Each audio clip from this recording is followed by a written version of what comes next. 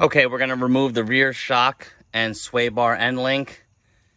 It's a little bit more work back here. Not harder, but just a few more steps. So the sway bar link is right there. Those are just held on with 15s.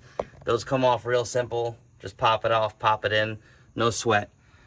This here, this assembly, you're gonna have to take out that bottom 18 and that bottom 18 on the lower controller arm to allow that thing to sag and swing down when you want to remove this. And inside here, you're gonna have to remove this entire trim piece here. It's a Torx bit head there, and there's a whole bunch of little plastic pop clips and everything that has to come out. Basically, you're gonna be left with it on this side, and that's where your studs are for your shock absorber. So we'll go ahead and get all that out and show you what it looks like. All right, once you remove the lower shock bolt and the lower controller arm bolt, it will drop down free. Once you remove the two bolts up there, you'll push the controller arm down, and this whole assembly will come out, and then you'll pop the new one in and reverse install.